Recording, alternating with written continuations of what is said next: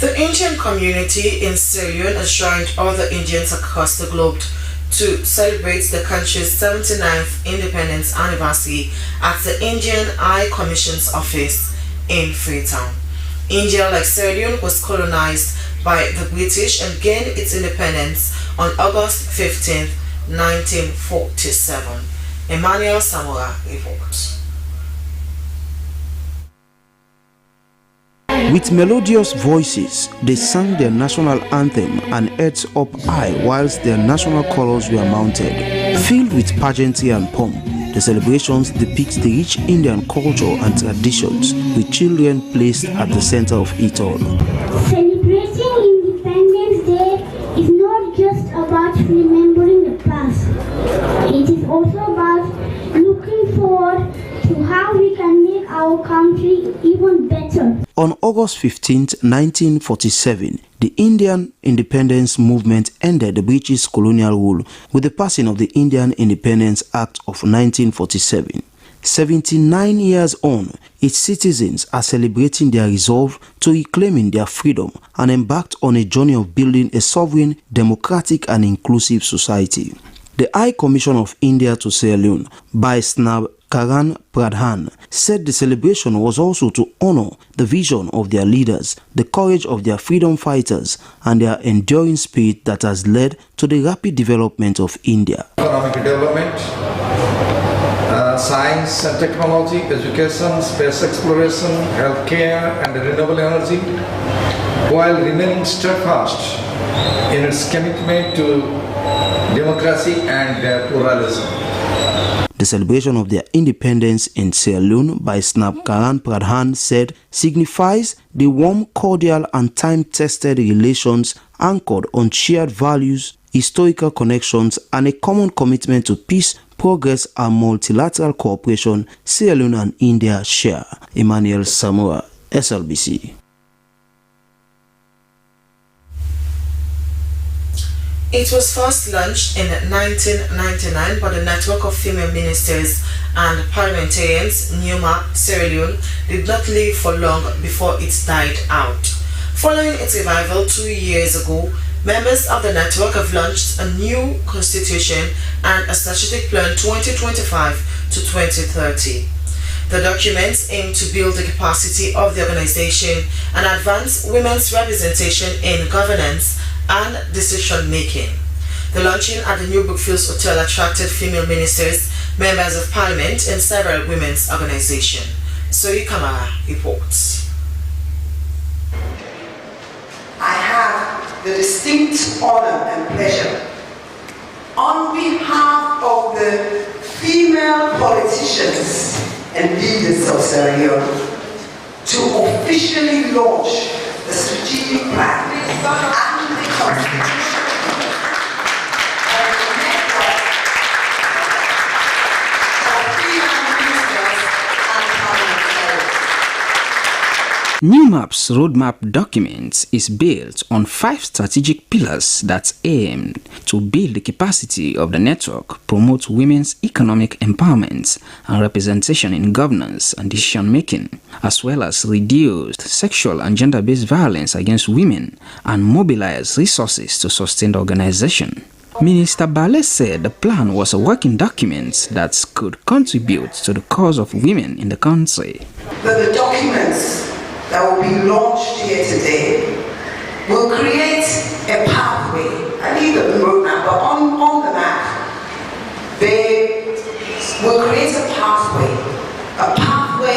that will consolidate the gains made so far in advancing gender equality, increase women's influence in political leadership and in other socioeconomic spheres. Sierra Leone has made commendable progress in women's empowerment and representation in governance. The country is boasting of a significant number of women in governance thanks to the Gender Equality and Women's Empowerment or GIWI Act, which provides for a 30% quota for women in governance. Yet, women, especially women leaders, are not yet satisfied. With the revival of NUMAP a few years ago, the members are determined to improve their status and that of other women. They believe that the organization could serve as a platform to advocate for women's solidarity and foster effective implementation of the GIWI Act and other gender laws. When we talk about the implementation of the GIWI, I would say as a country, yes, we are a step in the right direction. The first place for women to come together to have that particular law was very much remarkable. And today Sierra Leone is being admired across the globe for those particular strides. However, we're very much challenged with implementation. And implementing the GIWI, this structure, which is the new mark, is one of it that we have established within the frameworks of our ministry. The Secretary of the Female Parliamentary Caucus, Honorable Rebecca Ye Kamara, emphasized on women's economic empowerment, increased budget allocation to the Ministry of Gender and Children's Affairs, as well as gender-sensitive budgets for local councils. She called for women's solidarity and support for one another. Former First Lady and Presidential Advisor on Gender, Aissata Kaba, warned her female counterparts to build on their gains by supporting women's causes or risk falling back to the ebb. We are shouting about the GIWI. Yes, it is true. We now have the numbers. But if we are not careful, 2028, that number will dwindle. That number will dwindle. That number they will reduce. When I think they demanded, they don't like us. Especially women with capacity, they don't like us. They always find a way of bringing us down. It was first launched in 1999, but the network of female ministers and parliamentarians, or NUMAP, Sierra Leone, did not live long before it died out. It was revived in 2023.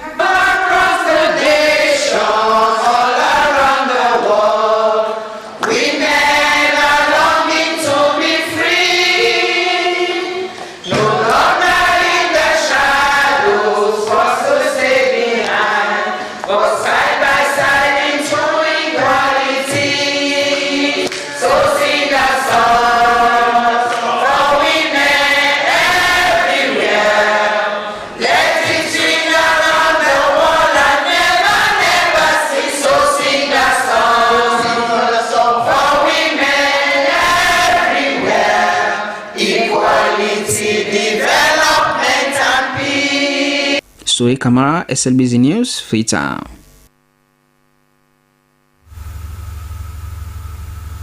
As part of its annual African Service Project held every August, members of the Church of Jesus Christ of Latter-day Saints have held a massive cleaning exercise at the premises of the Sierra Leone Broadcasting Corporation, SLBC.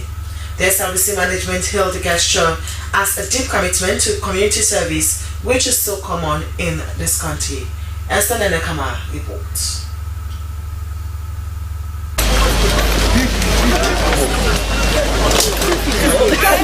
The exercise brought together church members and was aimed at promoting cleanliness and contributing to national development through service. Speaking during the exercise, the Freetown Stake President, Julius Rowe, and Director of Communication, Stake Abdullahi Conte, said the activity is part of their mission to do the Lord's service by serving humanity in practical ways. They emphasized that cleanliness is a vital part of community well-being and that the church remains committed to supporting public institutions like the SLBC. Service is a huge part of what we believe as members of the Church of Jesus Christ of Latter-day Saints. We believe that when we are in the service of our fellow human beings, we are only in the service of our God. So we try to do that as much as possible within the church. We serve one another because we believe it is by serving one another, by loving one another, that men may know that we are truly disciples of our God.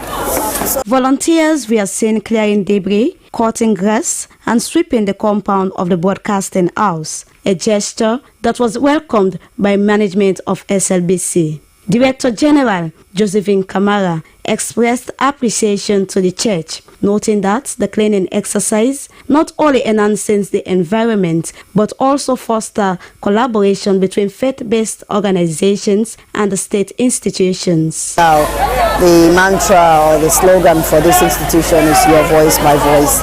It's not a one-man's activity. It's for everyone. So anybody who is willing to come. And I'll just let you know, today is the Church of Jesus Christ of Latter-day Saints. They met me about a month ago, and they said they were passing by and they saw that the compound was a little unkempt, and they have volunteers for work that they do on an annual basis, service to Africa. And this year the Spirit moved them to come to SLBC. There was no advocacy work there. It's just a body of people who agreed that the nation's broadcaster, the public broadcaster, is theirs, and so they should come and support it. And here we are today.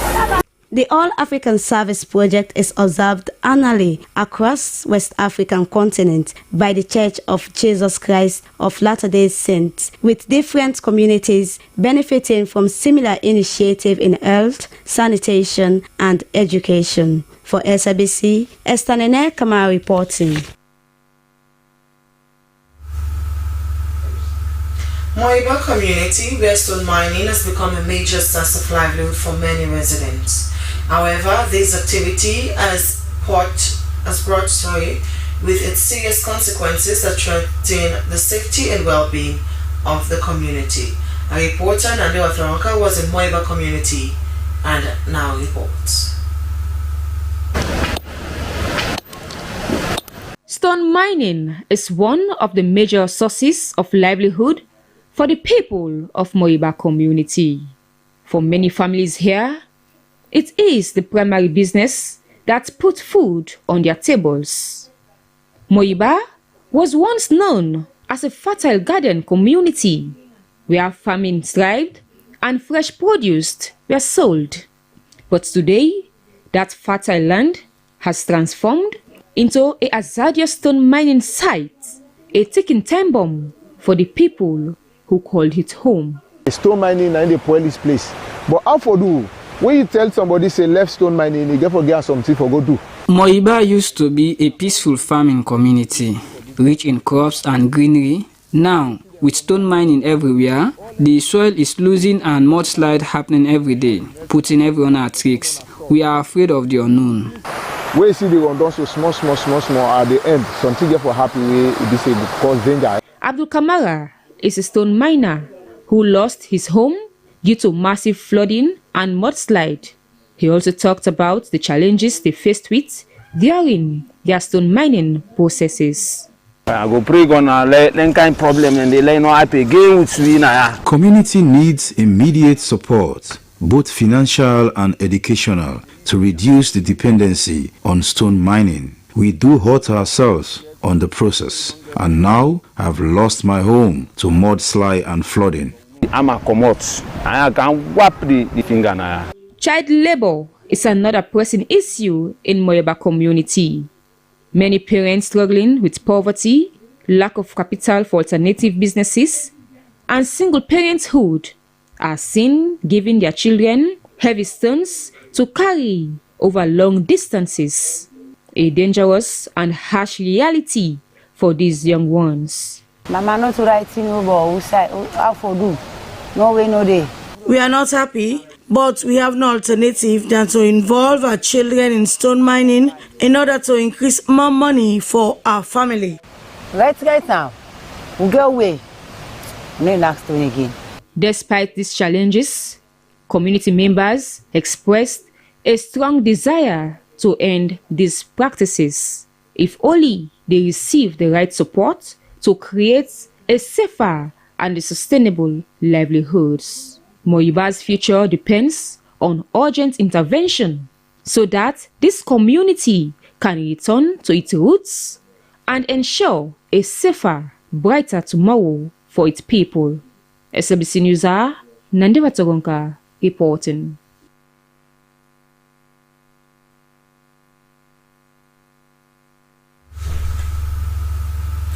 Peace, they say, is more than just the absence of war.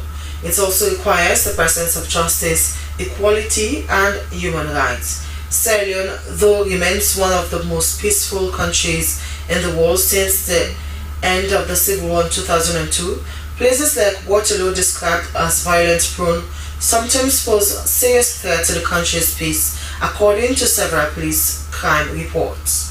As a response, the West African Network for Peacebuilding, WANEP, with support from the Prison Watch Sierra Leone, has launched the Local Inclusive Peacebuilding and Security Engagement Slbc project for 16 communities in Waterloo. The 11-month project aims to build trust and increase relations between the public and the security sector in the area.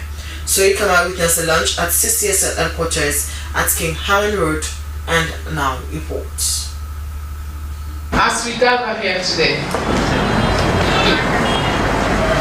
to deeply reflect on how communities are shaped, on how the lives of women and young people and children is been built on the foundation of peace in this country, I declare the LIVES project duly launched.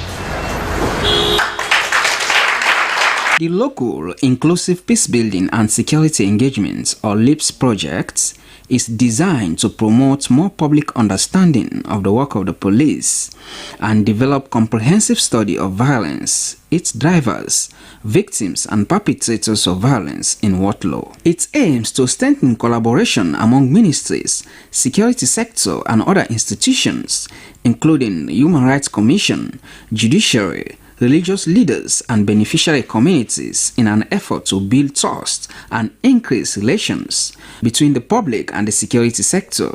The 11-month project is being implemented by the West African Youth Network, WANEP, the Danish Institute Against Torture, Dignity, and West Africa Network for Peacebuilding, WANEP. Our direct beneficiaries, we want to target for women, we want to target 200. For men, we want to target 200 also. And we believe after the implementation, the indirect beneficiaries will also increase to 331,334. For children aged 0 to 14, we want to directly target 50. For youth between the ages 15 to 25, we also have to target 50. Adults 26 to 60, we also have to target 300. And the elderly, that is 60 years and above, we also have to target 100. In a place described as a hotspot for violence, Tamba said they chose Waterloo because the Western Area Rural District community also records a high crime rates according to police crime reports, and that women, children and other beneficiaries under the project are frequently affected as a result. The launch of the project provoked wide discussion around the overall independence, responsiveness and capacity of the security sector. Head of Gender, Sierra Leone Police, ASP Amadou Kane, praised the launch of the project, noting that it would bolster policing partnership and bridge the long-standing gaps between the police and local communities. As opposed to wider public perception, Chief of Staff in the Office of National Security (ONS), Francis Languba Kylie, believed that the security sector adopts a more inclusive approach than protecting a particular regime. And when we define security as a post-conflict paradigm, we came to realize that our current definition of security should be what you call freedom from fear, physical security, and freedom from want, human security. Lack of access to justice is a security threat. Lack of access to economic opportunity is a security threat. By the time it closes out in May 2026, it is believed that the project would foster a common understanding of the causes of violence and how to resolve them, increase trust and improve relations between the security sector and the public, leading to a safer Waterloo. Soe Kamara, SLBC News, Freetown.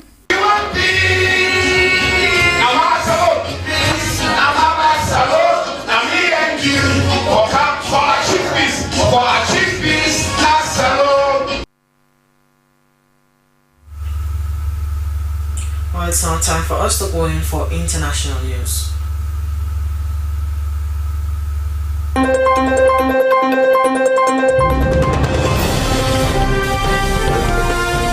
Welcome to the international news with me, Aminata Fofana.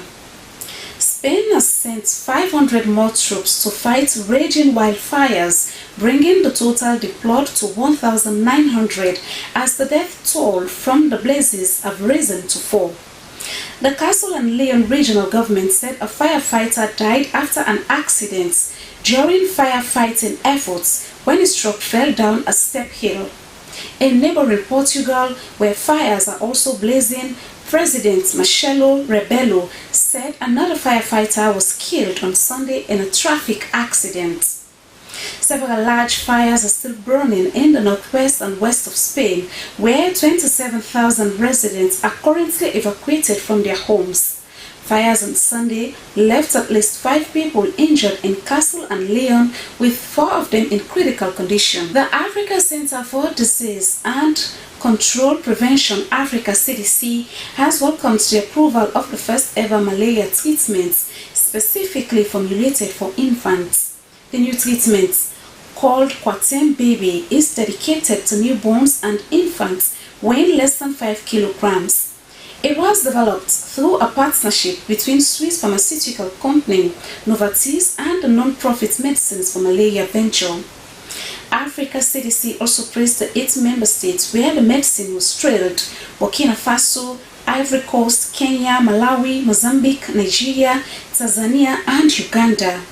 The new treatment is expected to be introduced in the 8 African trial countries within weeks. At least 40 people are missing and feared dead after a riverboat capsized in northwestern Nigeria. According to the country's National Emergency Management Agency, the accident happened on Sunday around the Koronyo area in Sokoto State while the boat was taking passengers to a market. The agency said 10 people have been rescued as teams continue search efforts in the area. Boating accidents are common in remote communities during Nigeria's rainy season and are often caused by overloaded and poorly maintained vessels. Last month, a passenger boat in north-central Nigeria capsized, killing at least 25 people. Analysts say many boats operate without life jackets and blame weak enforcement by regulatory authorities. And Maputo Bridge in Mozambique has been connecting communities in the southern African country's capital, significantly improving the city's road network and look.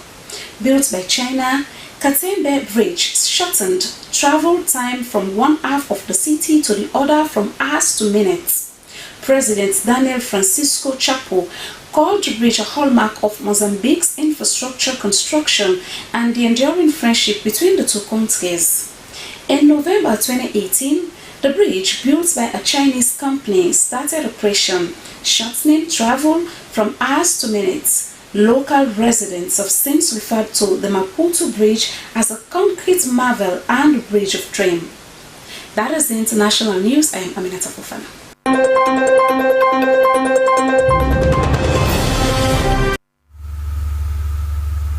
Many thanks to Aminata Fofana for the latest in international news. Well, we now move on to entertainment news.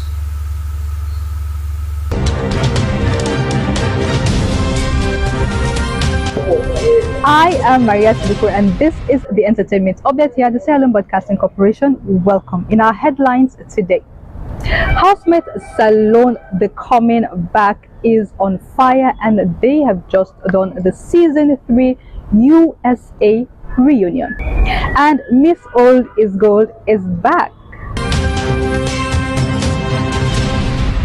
Now, Housemate Salon season 4 is about to unleash. Now, before they unleash, they of course have to bring all the housemates of the last season together, which is the Housemate Salon season 3, for a reunion. Now, remember, the current winner, the one who still has the Housemate Salon crown, is Julie Tombo, who is currently residing in the United States of America. The season 3 reunion in the United States of America was cut short because of a drama that sparked between Julie Tombo and Ginger Queen. Now, for people who are social media lovers would know that there has been a tension, a serious tension between Ginger Queen and Julie Tombo for some reason, and they have been going at it back and forth on social media.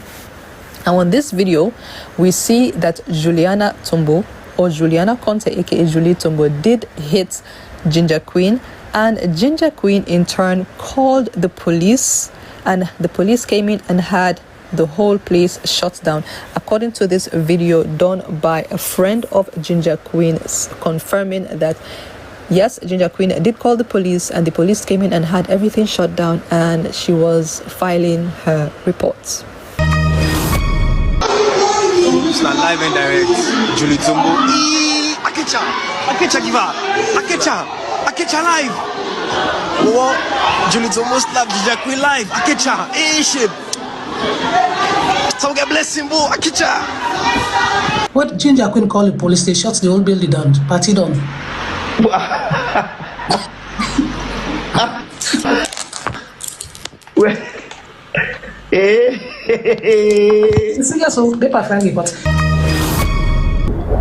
Alright, so get ready. If you are interested, you still have the chance to buy the form and be part of the auditions and hopefully make it through into the house for Housemate Salon Season 4, which will be coming up pretty soon. Moving away from Housemate is Miss Old is Gold. Now, who said pageantry is just for young ladies or young men?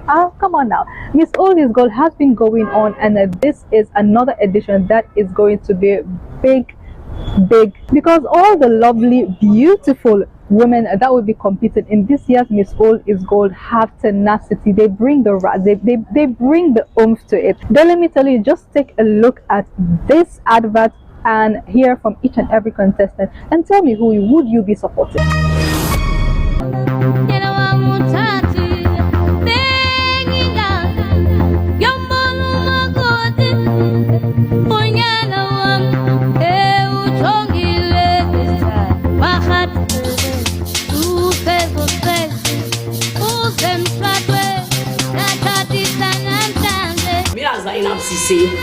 I come out from Good community at the stand this contest for 2025. Miss All is Gold. Me na Adam Roy Kamara. Do you have me people them? I come on a Kisi Group community. I can adopt Miss All is Gold. Nina, this is Freetown. I come on a Congo market and I stand for Miss All is Gold. Mina Musu Kamara. I come for can represent Congoton community.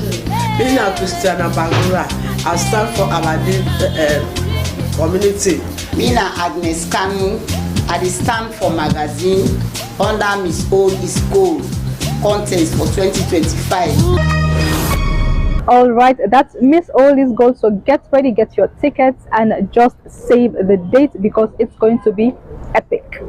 All right, ladies and gentlemen, that's all we have in today's entertainment updates. Do not forget that Housemate Salon forms are out for sale, and of course House of Stars forms are also out for sale. So keep looking and keep getting, you know, the dreams and the attention to get bigger. I have been Maya to Dukure. Until next time, keep it locked to SLBC, and bye bye.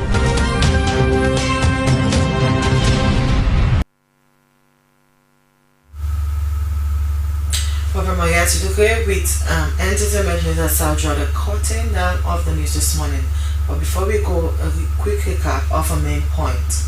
Plan International, Sierra Leone and the Ministry of Youth Affairs have signed a memorandum of understanding to strengthen collaboration in youth empowerment and development.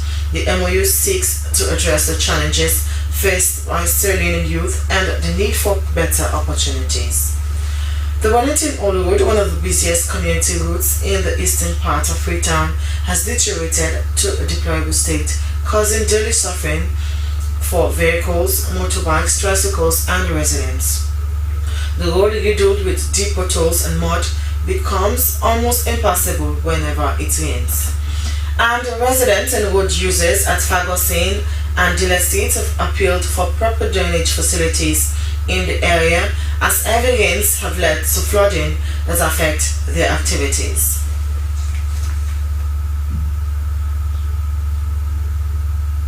Well, that's how we wrap up this edition of news from the Sierra Leone Broadcasting Corporation. Hi, I've been your presenter, Esther Sako. Stay tuned to your public broadcast at SLBC. If you come up next, SLBC.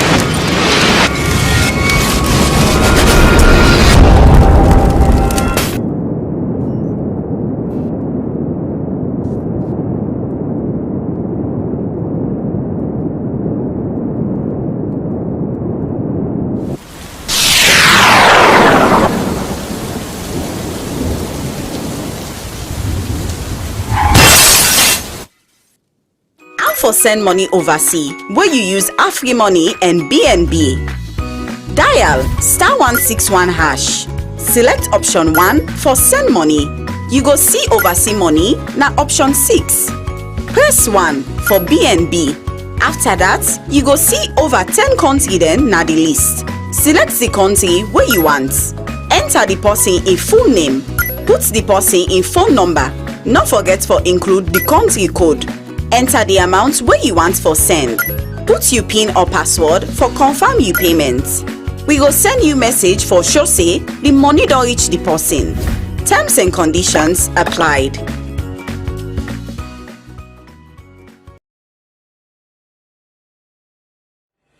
Three countries, one house, a dream prize that changes everything. Welcome to House of Stars, Season 3. Every move counts. Every glance tells a story. This is no ordinary house.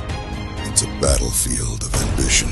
Here, trust is currency, and betrayal is always one step away. This season, the stakes are higher.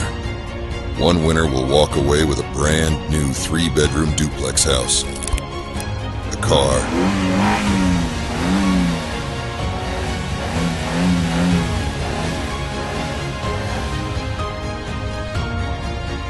$10,000 in cash. Audition forms available from now. You can get your audition form at King's Empire Hotel, 81 Lavuma Beach, Godrich. Live show starts 16th November 2025. Play nice or play dirty. Just make sure you're playing to win. They'll compete, they'll clash, and only one will become the star.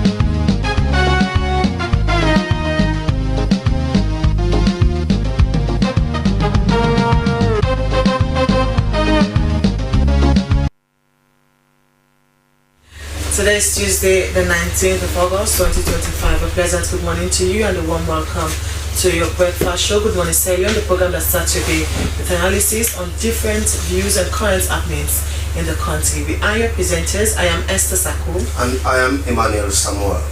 Our quote of the day is from Shakutana Divai, and it says, education is not just about going to school and getting a degree. It's about widening your knowledge and absorbing the truth about life. That's it. Coming up in this edition of the program, the Center for Accountability and Rule of Law CAL strongly condemned corruption at the Ministry of Basic and Senior Secondary Education. And the Sierra Leone Teachers Union raises strong concerns over more than 4,000 teachers excluded from the TSC PIN code system. Well, all this and more we get in the next 1 hour. Well, we encourage you to participate by sending your text message to the number displayed on your screen or join us on Facebook at SLBC Live. The program you're watching is Good Morning Sierra Leone Live on the Sierra Leone Broadcasting Corporation.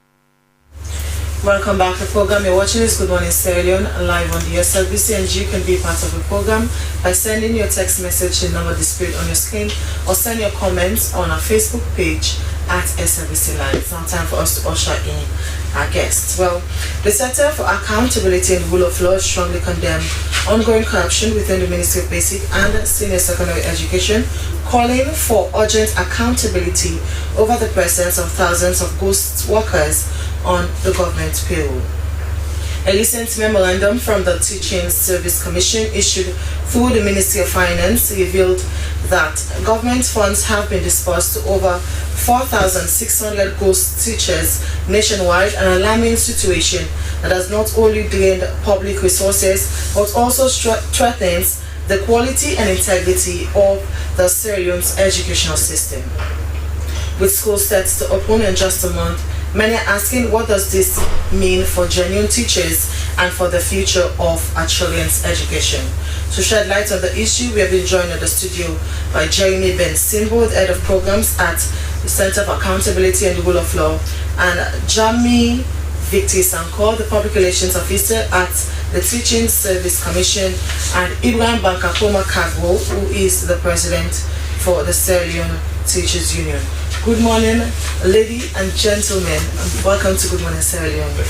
Good morning. Good morning, Esther. Good morning. So I would start with you, Jeremy. So Jeremy, let's talk on you condemned the ongoing corruption with regards these ghost teachers. What does this mean for the educational system? I didn't say, just to give you a background to with respect to our press statement. And this year, a verification exercise was conducted by the Teaching Service Commission with support from the Ministry of Finance and the World Bank. The objective, the main place of the exercise was to ascertain the number of teachers in Sierra Leone and to also know those who are in active service. It could interest you to note that before the exercise, several engagements were made, messages were sent to teachers, press statements, press releases were also disseminated, and a host of other means with respect to disseminating the information to the wider spectrum of teachers in Sierra Leone, or at least to avail themselves for the exercise. So at the end of the day, having traversed the length and breadth of this country with respect to the exercise, we came to realize that 4,662 teachers were unaccounted for. Those we call ghost teachers, whose names we are not on, whose names are on the payroll but are not in existence. And these teachers, these so-called teachers, keep receiving government money from government in the name of salaries. So for us as an institution, it's serious. This is an accountability issue. So we saw a memo from the Ministry of Finance appreciating the work of the Teaching Service Commission and also mandating the various banking institutions to at least publish the names of those teachers, the accounts of those teachers that have been receiving those salaries, and to further stop. So for us, we saw this to be something that's so alarming, that's not really good for the published country. It's for us, it's an organized cartel, an organized criminal cartel. It is not done by mistake. It's really very organized by a certain group of persons, either from the various schools, or even from the Ministry of Basic and Senior Secondary Education, or it could be anywhere. So that's more reason why we decided to publish our press statement. First, thanking the Teaching Service Commission and the World Bank and Ministry of Finance for supporting and spearheading such an exercise. And second, also calling on the Anti-Corruption Commission to quickly investigate this matter, because we know it's a serious corruption issue, and we really want them to bring to book all of those who may be found culpable or wanting at the end of the day. So we are not saying first that the names of all of those teachers who we refer to as those teachers according to the exercise and the statement that we received from the Ministry of Finance. We are not saying those names are supposed to be deleted effectively immediately from the payroll. And second, those money that they have been receiving in the form of salaries are supposed to be recovered immediately as well. And third, we are calling on the Ministry of Finance and the Teaching Service Commission, including the NDSSC, to step up. What next after the press statement, after the memorandum of understanding, and for the TSC, what next after the verification exercise? So this is so serious, it is an accountability issue, and we regard it as a serious corruption issue. So we're calling on the Anti-Corruption Commission to really come in and investigate. So Jamie, I'm tempted to ask, where does or how does CAL got its data for CAL to put out such a press release making those type of demands, when we have these issues of teachers saying that they were in school, some of them were verified, but their salaries are stopped, and now CAL is now saying all of those 4,600 teachers' names should be deleted. Where did you get your facts? Fine, we got our fact from the memo that we got from the Ministry of Finance. In the memo from the Ministry of Finance, they did say that 4,662 teachers are unaccounted for. They were not found, they didn't see them. The verification exercise, they didn't see them. So which means they are not in existence. So which means they are ghost workers. If the Teaching Service Commission, who went out and did the verification exercise for teachers, those teachers were informed, a grace period was given, a grace period of 2 weeks was also given out to them, and they didn't show up. So at the end of the day, the Ministry of Finance now published a memo requesting, in fact, urging the banking institutions to now publish the names of all of those teachers who have been receiving those salaries in the names of teaching. You understand? In the names of teachers. So for us, that's serious for us. So that's the more reason why we now use the memo that was published by the Ministry of Finance and publish our own press statement. When did they publish the data? This data didn't come from us. So according to the memo from the Ministry of Finance, states that 4,662 teachers were not seen by the verification team. The Teaching Service Commission published their report, and in that report it's clear that 4,662 teachers were not seen, they were not verified. So in essence, they are ghost teachers. So let me bring in Jamie. Jamie, the Teaching Service Commission did this verification exercise, and after the exercise we saw so many issues, so many teachers have seen over 100 teachers, which I've seen have been to schools, who are actual teachers of different schools, and they have evidence to show that during the exercise they've been verified several times, but their salaries are stopped. So what are you saying that this 4,600, is it part of those teachers who are raising this concern and have been to your office? Thank you very much, Emmanuel. One thing I want to state clearly here is, first and foremost, our existence as a commission is for the teachers, and as part of our mandate, we're supposed to ensure we provide overall human resource management for teachers in the country, which means we are responsible to ensure that teachers are recruited, they are posted to schools where they are needed, and they stay in those schools and do the jobs that they are employed to do. So as part of this exercise, one thing I would want to say on behalf of the commission, yes, there may have been challenges during the course of executing the exercise.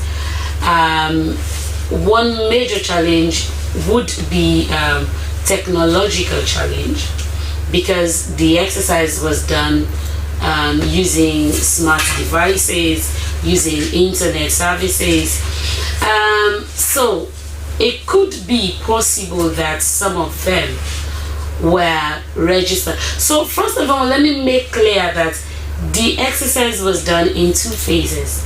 We had registration of teachers, which was done for all teachers in the country, whether you're in public schools, private schools, community schools, as long as you're in a classroom. So we did registration of all teachers, and we had over 90,000 of that.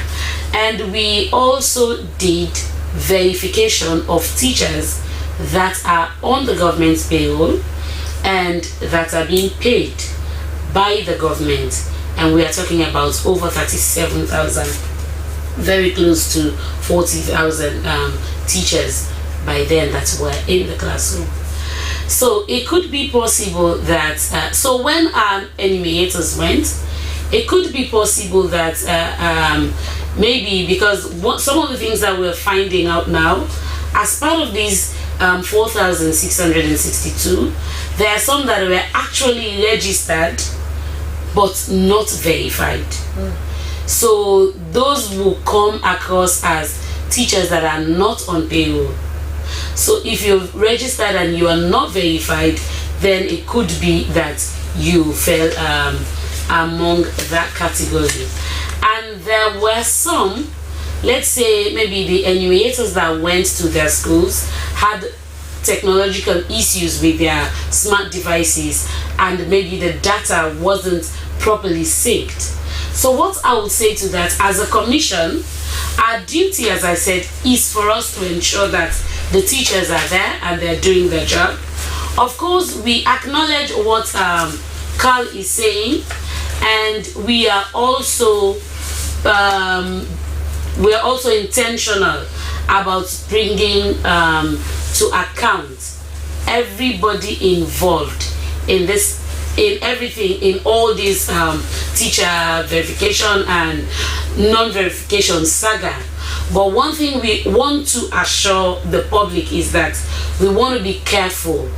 We are careful, and we're going to make sure that no teacher is like Emmanuel is referencing teachers that are complaining that they were in the classrooms, or they are in classrooms and they were verified, or maybe they were registered but their names are still on the list. We have taken actions that will ensure that these teachers are not left out, and they are not taken out of the payroll, as long as you have proof that you are a legitimate teacher in the classroom. This is why immediately this notice went out, one thing we did as a commission was to also notify our constituents to say, this is the list. The lists have been published in our district offices, confirm if your names are on this list. Or if you have gone to your account and you have not seen your July salary, report to your district TSC office, and we have collected a data of about 1,800 of such teachers that have reported, and actions are being taken to ensure that by the end of August they're reinstated and their July salaries are also paid. Okay, let me bring you in, Ibrahim Bankapomakabi. You're the president of the Sierra Leone Teachers Union. So, as I read in my intro, we are just a month to the reopening of schools. What effect do you think this will have on the educational sector? So we are just a month to the reopening of schools. Well, in the first place, I would like to say that this has brought some kind of turbulence in the education system. But as a union, we are of the opinion that teachers should exercise patience, go back to school, and see what could be done.